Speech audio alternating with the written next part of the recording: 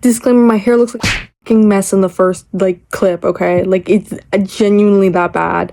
Like, don't say anything about it, please. I'm having such a bad hair day. Please, bro, please.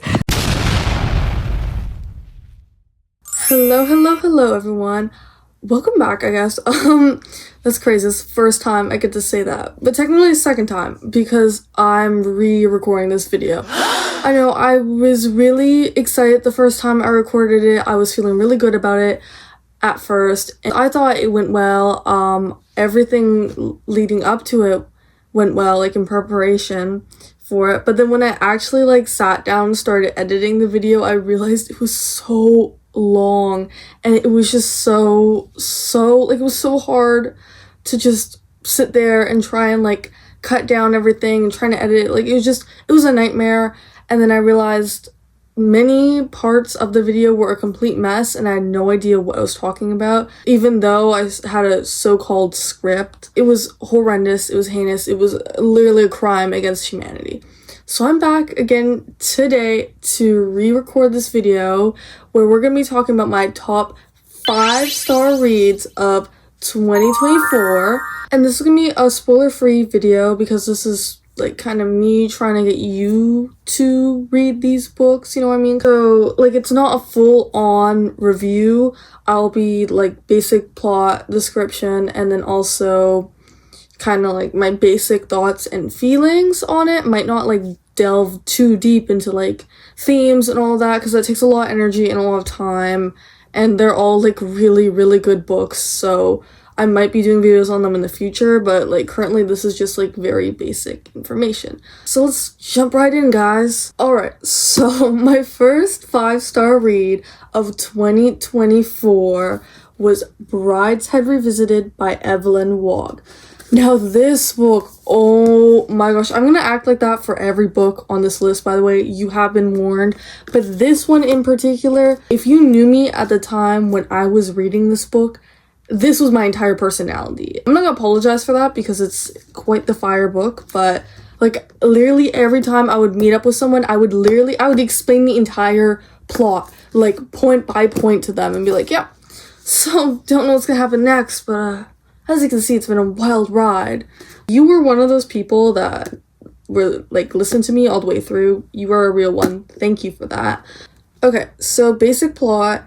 The story follows Charles Ryder, and it starts off somewhere in the 1940s because it's during the Second World War. And Charles is part of the military, and he's stationed at this old mansion that's like a part of his mysterious past, which he then like reveals to us, which is pretty much the plot of the book. So then it goes back all the way to the 1920s when he's a student at Oxford and he meets this other young man named Sebastian Flight. And you know, they got some stuff going on. And ends up meeting the rest of Sebastian's family, despite the fact that Sebastian was really hesitant to introduce them. Actually, not even just hesitant, he was downright like against it and really rude about it every time Charles like just casually brought up like, hey, like you took me to your house but then like I didn't see anyone and then like we ran out of there. Do you think I'll ever be able to meet your family? And then Sebastian's like, absolutely not. Stay away from them if you know what's best.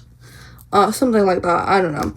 But after he meets the family, like it gets really crazy. The family drama, okay, rich, Catholic, British people honestly go hard. And it takes place, like, in the 1920s, so, like, I don't know if that's your thing. You should pick it up. Okay, personal thoughts from me. One of, like, the biggest things about this book, I kind of already touched on it, but, like, the experience surrounding it. Like, just having to read this book for the first time and share it with people and just, like, the experiences I've had through it. Oh my gosh, there's also a 80s TV show that is such a good adaptation. So if you're really intrigued by that, but you're not much of a reader or you just want an alternative, that TV show, I will have a link to the playlist somewhere maybe because I know it's for free on YouTube. It's just too good. It's just cherry on top of all this. I think the other reason why I personally gave this 5 stars, just like the anticipation of everything in this book, like, oh my gosh, like sitting there and being like, what the hell's gonna happen next?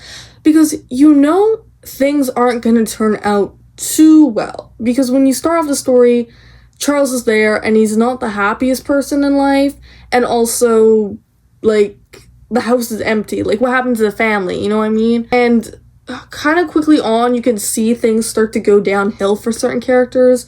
And I don't know if it's just based on personal experience or, you know, maybe me with a negative mindset, but I had this like thing in my head that like, oh my gosh, it's just gonna get worse from here. Someone's gonna end up dead. Something crazy is gonna happen.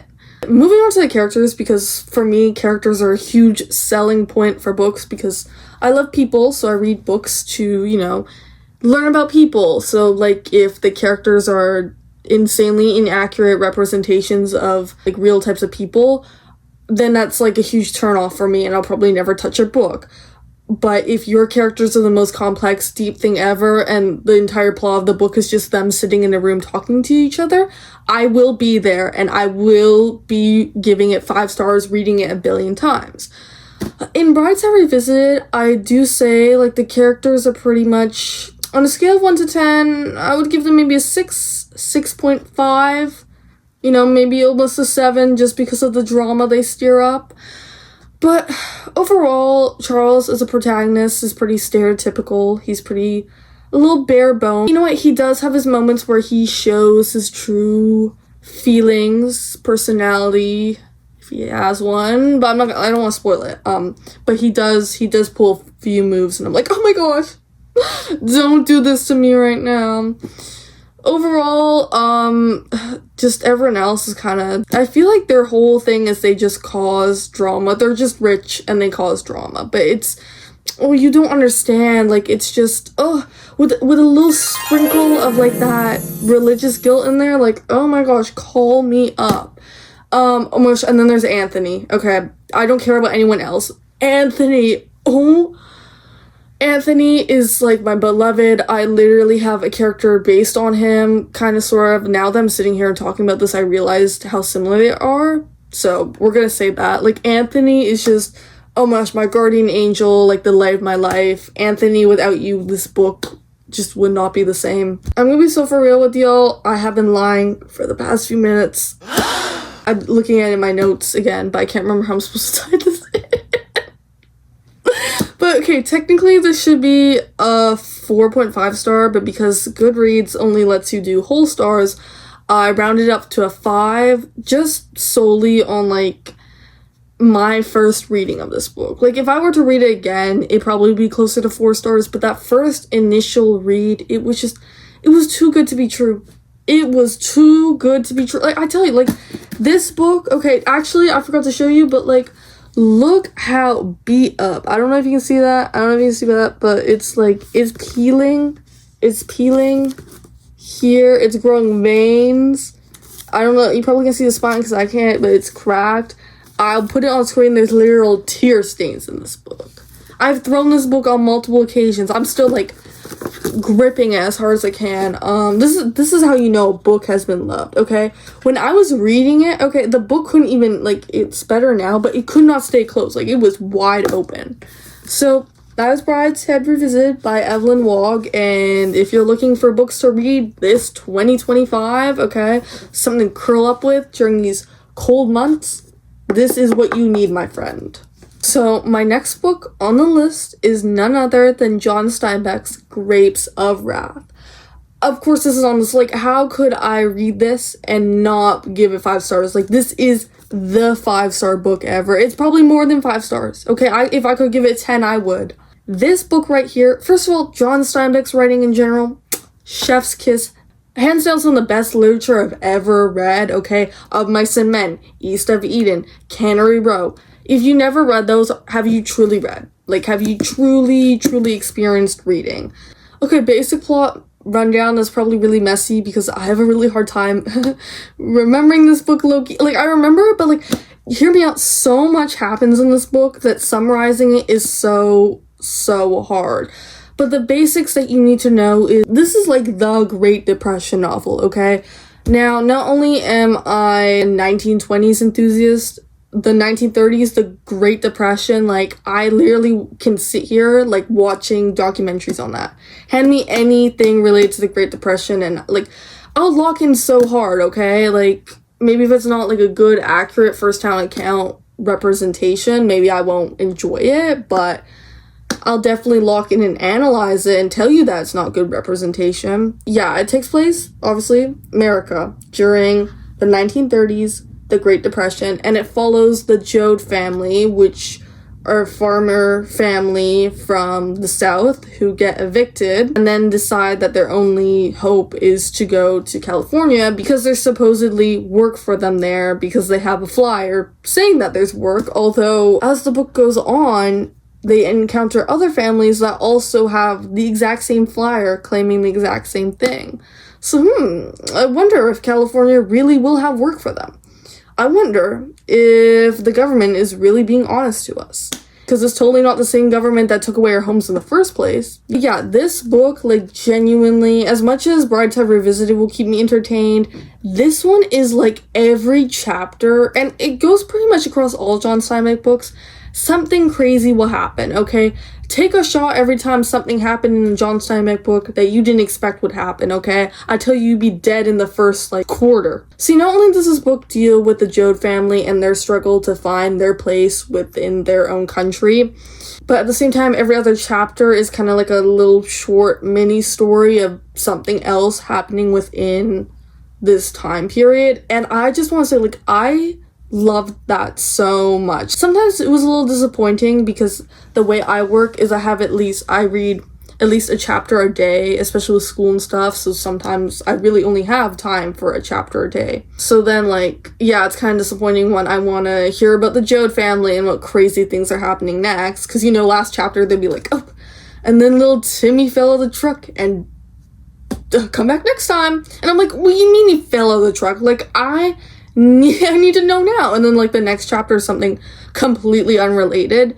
But on the other hand, it really helped to flesh out the world. Like, oh my gosh, if you want to flesh out the world in your stories, you have the time and energy to do this, definitely do weird mini one-shots. Actually, I think Cannery Row also does a similar thing where every other chapter is, like, just some tale from the town, you know what I mean? Like, just to make it seem more real. It's such a good way of, like, world building and, like, immersing your readers within the story. The other thing I really love about John Steinbeck's work, especially this one, but once again, goes across the board for all of them, is his characters. Like I said, characters are my selling point, but the ones in this one are just so, like, they're just, oh my gosh.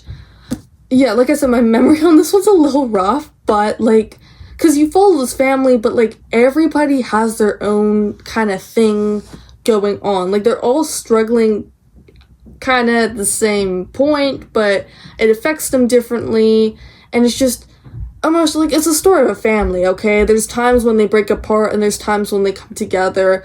Like, they all must rely on each other.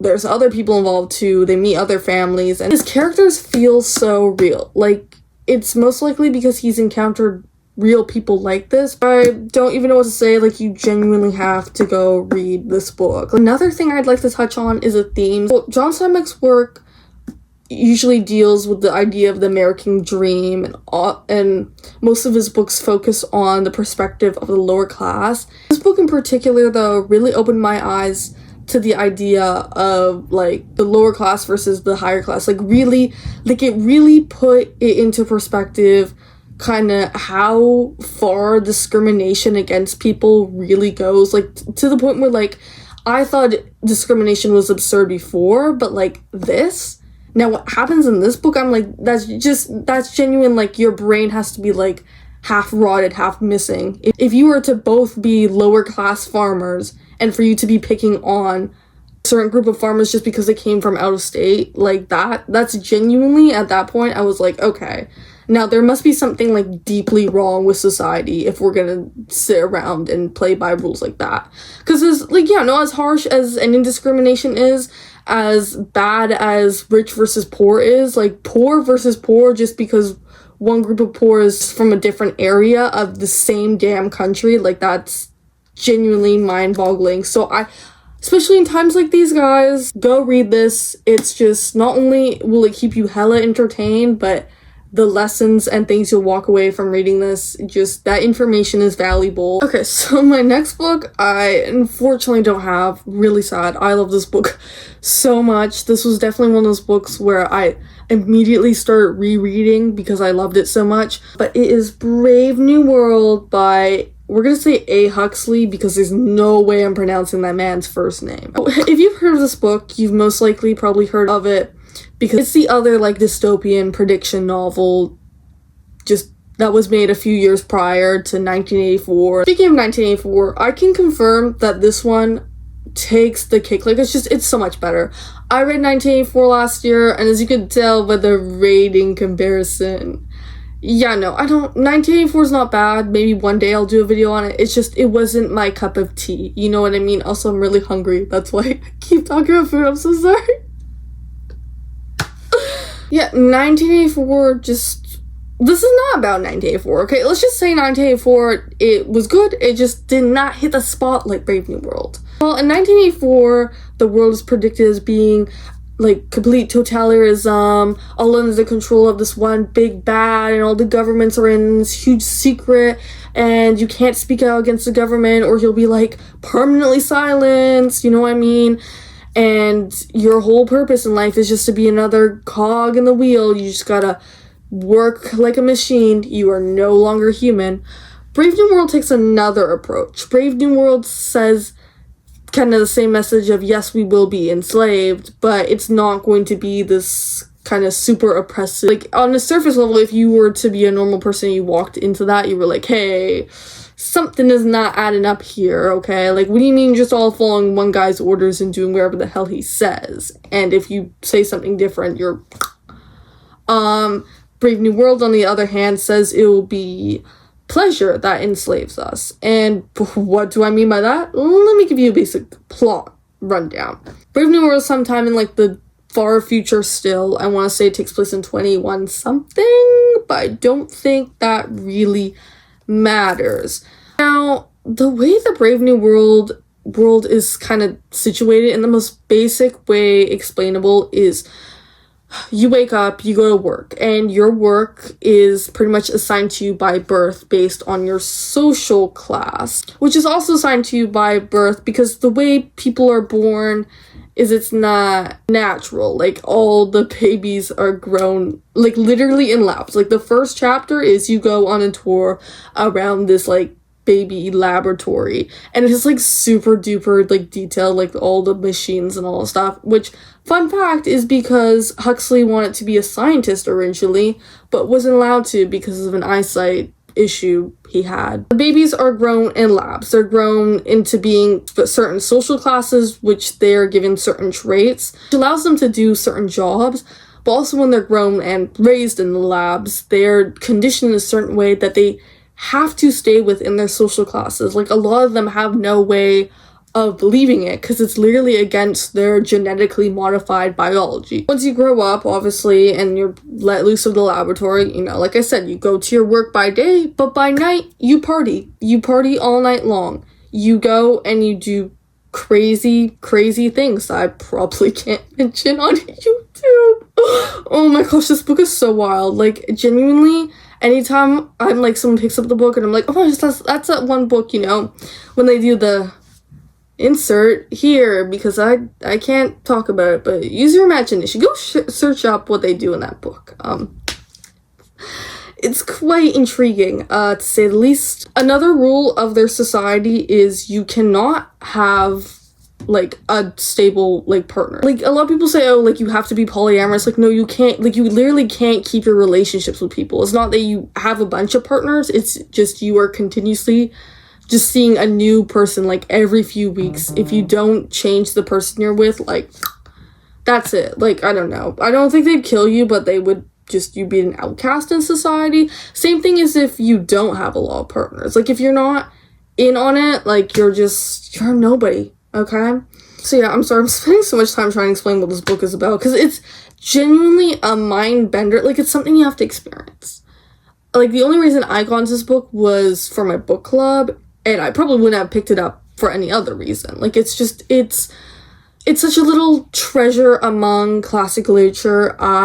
You need to read it. That was world building. That's not even really the plot. I mean, the plot is you follow several characters within this world and kind of how things go. Who really is the protagonist? I don't really know, because there's two characters at the beginning who you kind of see, they kind of stand on different ends of the world they're living in. You have Bernard, I want to say his name is, even though he's high in the social classes, he feels like something's wrong with him, and it's me and my girlfriend used to joke about this because the highest social class is Alpha. I'll put them on screen, by the way.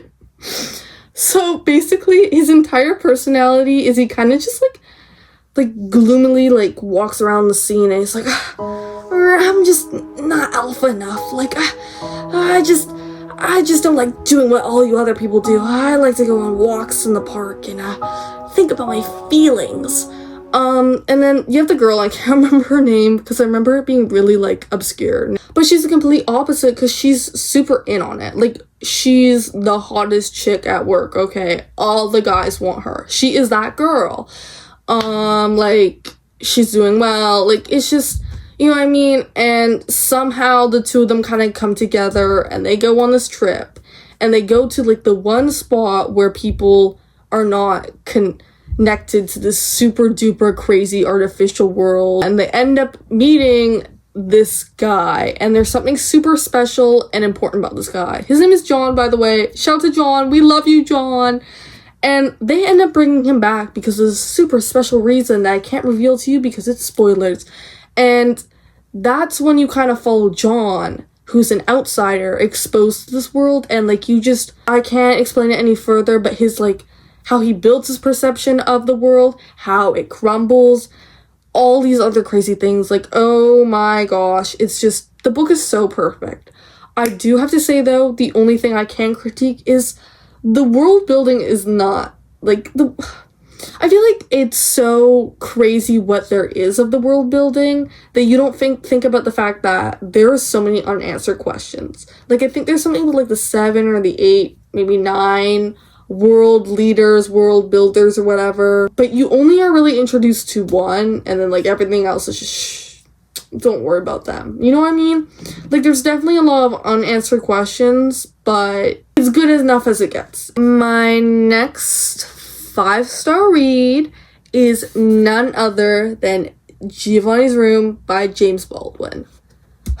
Can we just get like a moment of silence for this book, please? Like, oh my gosh, I'm actually about to tear up. First of all, let's take a moment to shout out James Baldwin, because like I keep talking to people about him and nobody knows who he is. Where the hell do I live, bruh? Like, I literally, like, I open the internet and I see all these people are like, oh my gosh, I'm like the biggest James Baldwin fan. Drop your location right now because nobody I know knows him. I also think it was really cool that 2024 was the year I discovered him, and 2024 was the celebration of 100 years of his existence. I mean, he's no longer with us, unfortunately. Rest in peace. But yeah, like, I just like the timing of that. I was like, that is insane. That is so cool. But yeah, my first introduction to him was Giovanni's Room. Now, okay, I went down like a crazy rabbit hole looking for this book. I found it on some random little PDF uploaded somewhere on the depths of the internet because I was doing research on what it was like to be gay in the 1950s. Because during 2024, I spent a lot of time like researching queer history and doing a lot of reflection, doing a lot of like kind of like self-discovery. And also because of the story I'm working on, which was also a kind of mode of like self-discovery in a way. Yeah, so like the researching 1950s is connected to self-discovery, as you can see in many ways. I know it sounds kind of strange to say, but bear with me. So through the research, I ended up finding this book, and I was like, oh my, like, hello, where have you been all my life? This book, like, it genuinely, I read like a brief description and the next day I went out and bought it. Like, I had to get it. It was just too good to be true. And honestly, I read it and I was like, damn, like, this book, like, I genuinely, there are some books out there, I have like a holy trinity of books where it's just like I've never seen myself like so like accurately reflected. Like it's like looking in a mirror, okay? This book for me was like looking in a mirror. Like I was reading the book and I was like, that I've been there, okay, in some way or another. Like I know how that feels. Like I feel that in my soul. Oh my gosh, okay, enough beating around the bush. What is this book about? So this book, one of the only books on this list that I don't have to reread or look up a synopsis to like remember the plot. I'm just kidding, guys. Just kidding. I totally remember the books I'm talking about. This book follows the story of David, who was a young American, like I've stated many times, it's the 1950s, right? And he ends up running away to France due to his home life situation and like his past and all this stuff. Like he just really couldn't deal with it anymore and he just had to get out and away from all that. And in a way, I don't blame him. So while he is in France, he ends up meeting this lady, I can't remember her name for the life of me, and they get engaged. However, before they're set to be married, she ends up going away on this kind of solo trip, which is red flag number 1, but of course David's not gonna admit that. However, while she's away, he ends up going out with a few friends, and they end up at this bar, and he falls in love with a bartender named Giovanni. And from there, things happen between them, such as moving in together, despite the fact that he's engaged and that his fiancée is probably gonna come back any day. I feel like this wasn't one of those books that it was here because, like, oh my gosh, the plot is so crazy, guys. Because the story's being told from David's perspective, and it's like you are in his head, and you see the way he reacts, and, like, the way he reacts, like, with his body or with his language, but then the way he thinks and feels, and it's just the way they conflict, the way he hides from himself, the way he hides himself from other people. It's just, oh my gosh, like, it was genuinely life-saving book, first of all. Second of all, now that, like, I'm out of that stage, I can look back and I can be like, wow, like, that is so touching and moving. But, like, being in a similar position, almost going into that path, like, it was just, like, ooh, like, it's heavy. It's just, but it's such, like, this book, honestly, even if you aren't queer, like, I just genuinely recommend this book because, like, you should be reading and you should be consuming stories to learn about different perspectives, and this is one you should not be missing. Now, to wrap up talking about this, when I first read it and I would, like, recommend it to people, I would be like, yeah, it deals with the topic of dealing with internalized homophobia. But after doing some research on James Baldwin and, like, really getting into him and his other works and watching interviews by him, I think the way he puts it, honestly, just suits it way better. The book is basically, like, what would happen if you can't love anyone. Like, it's not what would happen if David couldn't accept the fact that he's in love with Giovanni. No, it's the fact that not only can't he accept that, but he also cannot love his fiance or any other woman he tries to get with or anyone else. Like, it's genuinely, he doesn't love himself, he doesn't love men, and he doesn't love women, he doesn't love anyone. He is completely cut off, and it unfortunately takes him down a really dark path. And not only him, okay, not only him, and that's all I'm gonna say because I'm literally just giving away the entire story at this point. But just go check it out, please. Of all the books on the list, that one just is the most important, in my opinion. So, taking a break from the super heavy, the next book is The Master and Margarita by Mikhail Bulgakov. That's right, guys. Hashtag me connecting with my Eastern European heritage. Now, although I say all these books are a wild ride, this one is, like, the most mind-bending, at least the other ones make sense, okay? This one is genuinely, like, you really gotta think about it. Now, shout out to hashtag Russian literature. Never fails to amaze me on how complex and complicated they can make things. Okay, so before we get into a basic plot summary, which is not the easiest thing to do, I don't remember any summary I've ever read on this book, so I'm gonna make up my own. Like a key, like, you have been warned, you really need to think about this when you read the book, is the time period. Like, it's very important, but in a way where it's not, like, super like, in your face. Like, Grapes of Wrath, the time period is important, but you're constantly reminded that it's the Great Depression. Like, you can't not think, oh, maybe this isn't about the Great Depression. But this book, okay, this book takes place in the 1920s/30s and is set in Russia. But if you know your history, technically it would be the Soviet Union. And that is kind of a major, like, the themes in this book are kind of centered around the fact that it is the Soviet Union. Because in a way, this book is a satirical take on what is happening during that time. And that's all I'm going to say for that. So, on to my basic plot summary. Hopefully we can keep this simple. The book is split into 2 parts. And there are several kind of like side stories and just random stuff happening all the time. Because, you know, Russian literature. It can't be Russian literature without, you know, the 50 side characters that most of them have the same name and are all apparently super important because you'll all be reintroduced to them during the epilogue, even though you don't even remember them existing in the first place. So the first half of the book, our protagonist is Ivan, I can't remember his last name, not important, who's a young poet. And the best way to set up what happens to him in this part is to start from the very beginning, the first chapter. He is at a park with his editor, and they are discussing his latest poem, which was supposed to be a poem about, like, how Jesus is not real, because, fun fact about the Soviet Union, you weren't allowed to be religious, or just communism in general is against religion. So they're sitting in the park and they're discussing the poem when they're approached by a strange and mysterious foreign man who seems to come out of nowhere and there's nobody else around, who pretty much inserts himself into the conversation and from there on tries to convince them that in fact not only was Jesus real and the story about him real, but also God, and most importantly, the devil.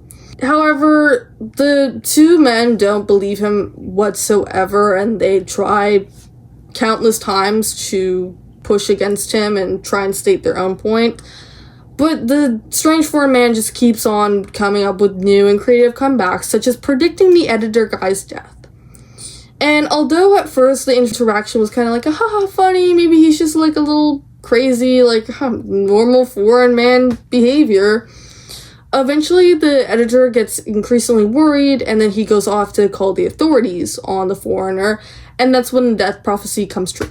Technically, not a spoiler, this all happens in the first 3 chapters, but it's technically like 2-ish, I don't know. It's really early on in the book, that's all I'm gonna say. From there, Ivan's goal now is to find the strange foreign man because, you know, he goes and he witnesses the death of his editor friend. As soon as he turns back to go and confront the foreign man, he's pretty much gone. Now he's on a wild goose chase trying to hunt down this foreign man and bring him to justice. However, every time he tries to explain what's happening to someone, they, of course, don't believe him. On top of this, the foreign man gets together with his group of the very strange and obscure people. I fan art, by the way, I'll put them on the screen. And they kind of go around wreaking havoc within Moscow. There's no better way to describe what they do. But they have some sort of, you know, plan going on. Ooh, whoa, what would their plan be? I don't know, read the book and find out. Now you're probably wondering, the Master and Margarita. Jax, you haven't mentioned either of those. Now, hold your horses, because the second part of the book follows Margarita. As she tracks down her lover, who is known as the Master, which we don't really know his real name. I'm pretty sure she calls him the Master, which sounds kind of strange, or maybe he calls himself that. I don't know which one's worse, but somebody started it. It's mentioned in the book at some point. I'm pretty sure it's her, but, you know, supposedly just vanished mysteriously one cold and gloomy night. And now she is trying to relocate him. Spoiler warning, she ends up getting entangled in this whole mess with this strange, mysterious foreigner who she sort of kind of makes a deal with. By the way, let's look at how gorgeous this book cover is. Like, if this book cover is not selling you on the absurdity of this book, like, look at that. Like, it's just, oh my gosh, there's talking cats, people are magically vanishing, there's money raining from the ceiling. Like, why?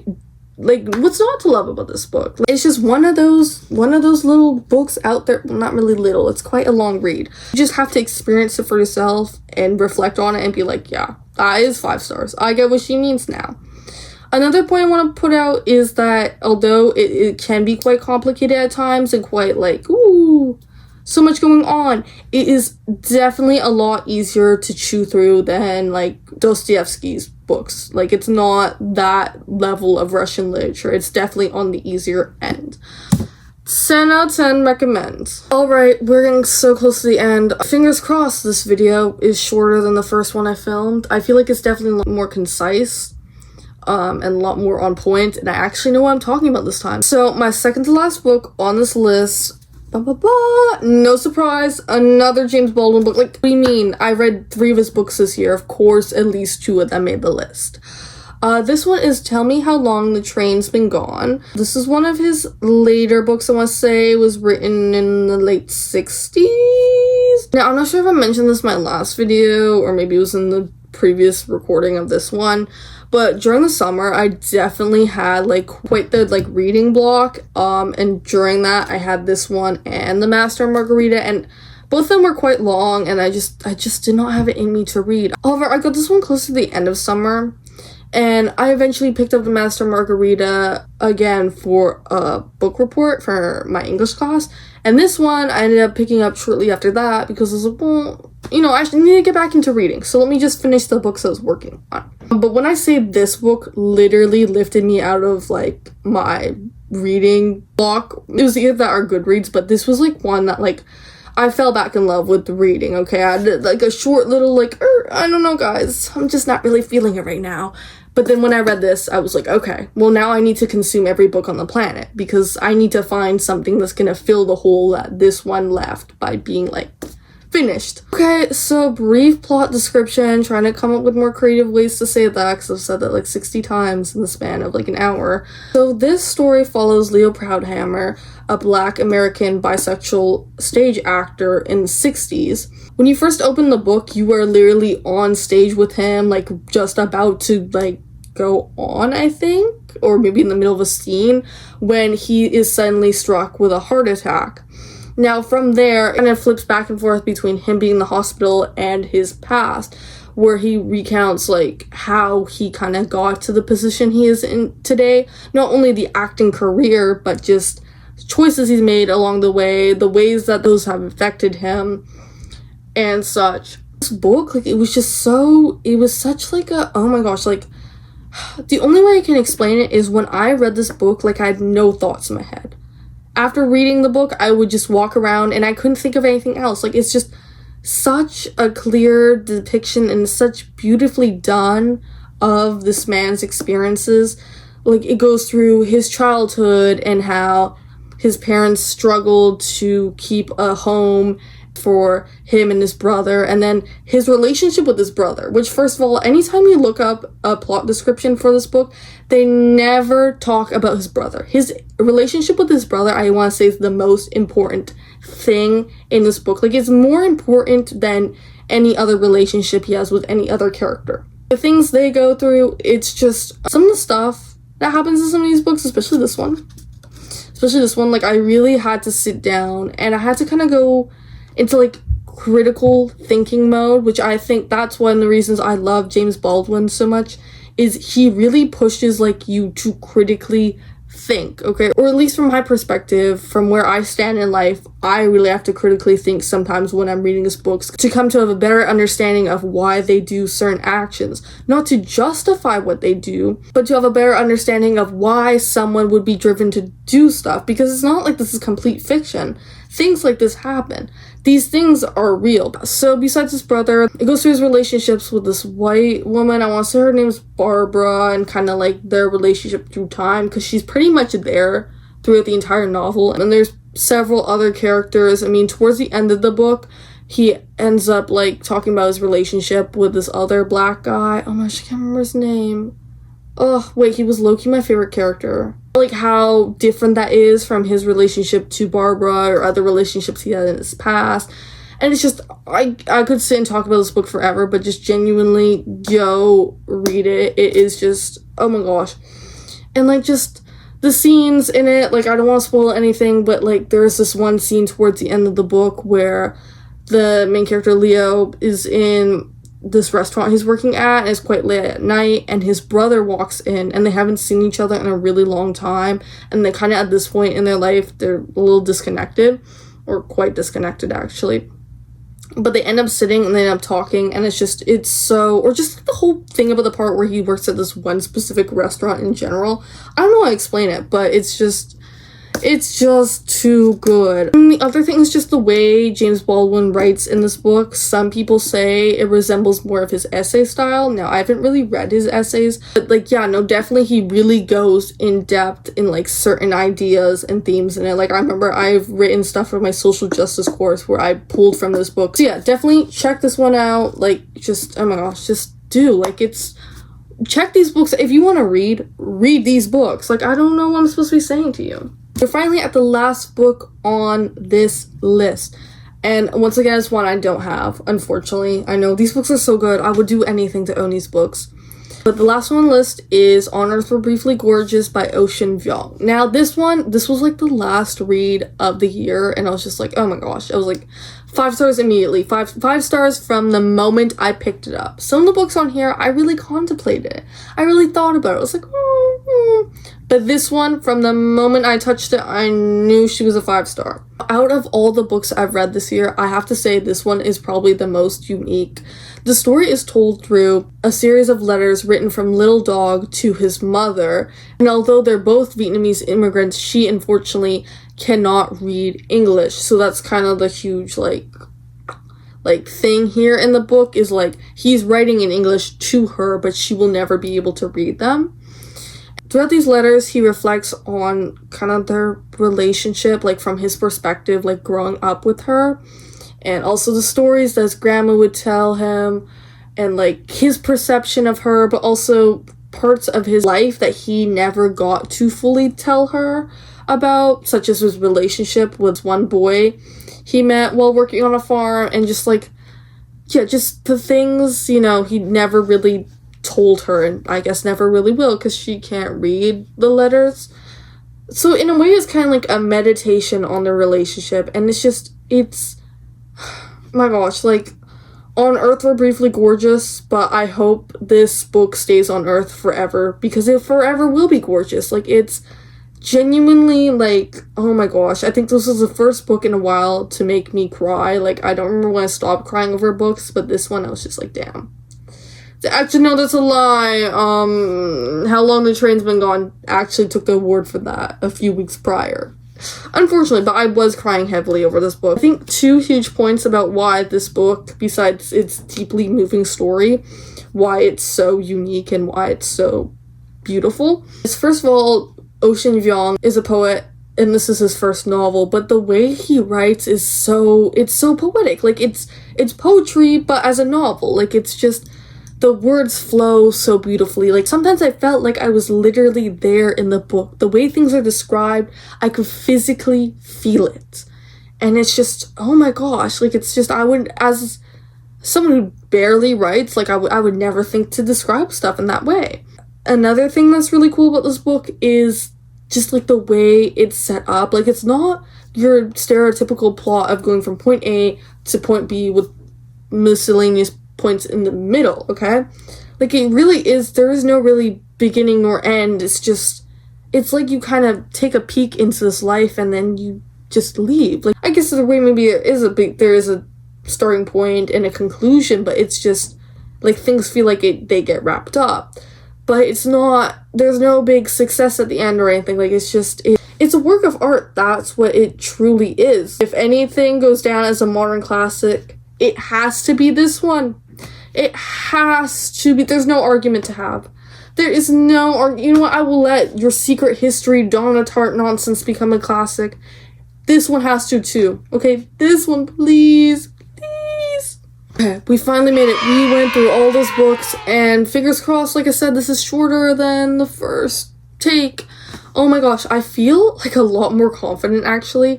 I feel like I actually got my points down. I feel my energy was consistent throughout. Like, it's just, I feel really good now about this take, although at first I did not feel really confident in it. Like, I literally sat on my bed for a few minutes, and when I first recorded, like, when I was doing the intro for the first time, I kind of stopped for a full minute and just sat here, no thoughts in my head. But now, I definitely feel like this is the video. Like, this is it, guys. Yay! Oh my gosh, I'm so sore, and this is taking so much of my day. But you know what? It is worth it. In the end, y'all, it is so worth it. I guess closing thoughts, 2024 was an amazing year for books. I'm very thankful to have read these all, and I'm looking forward to this current year. Speaking of books that I've reading this year, I've already finished one. Yeah, that's right, guys. January is almost up, and I finished one book. Feeling really proud. Speaking of my first book of the year, The Impusium, I want to say is how it's pronounced. It's on screen, okay, if I'm mispronouncing it, because I can't pronounce the author's name, failing as a Polish person. However, that book, that book was something, and you best bet my next video will be an in-depth review on it, breaking down my thoughts and feelings, how I interpreted certain aspects of the book, and then maybe, depends on how long this takes me and if I actually get through it, because I'm currently reading The Magic Mountain by Thomas Mann, which was the inspiration for The Impusium. I might do a little compare and contrast, the differences, the similarities, their perspectives on certain things maybe, but we have to see how that current book turns out. But yeah, no, it is confirmed that there will be an Impusium video because I'm literally taking notes as we speak. So yeah, thank you all so much for sitting through this. Thank you for being here. Also, thank you for the love on the last video and the sudden boost of subscribers. I feel so blessed. Don't forget to go not only subscribe and hit that bell, but also, sorry, my phone is going off. I know, guys, it's so popular. Yeah, don't forget to subscribe. Don't forget also to go check out, I have a bookstagram. That's right, I'm a bookstagrammer. Actually, at the same time that this video is being posted, I did kind of like a little, I don't know what they call it. Okay, I did a post. I did a little posty post about kind of like an overview of all books I've read in 2024, so you should totally go check that out because they put a lot of effort into it. Also, check out my art Instagram because I'll be cooking up that fire meals, okay? Artist at heart, okay? And I also have a Tumblr, by the way, if you want to check that out, but it's like just me on there. It's kind of dead. Also, you can follow me on Goodreads, because maybe if I get a following on there, I would just randomly start yelling about what's happening in the book I'm currently reading, because I kind of already do that sometimes, but I'll really seriously get into it. You know what I'm saying? Anyways, that is all. Roll the credits.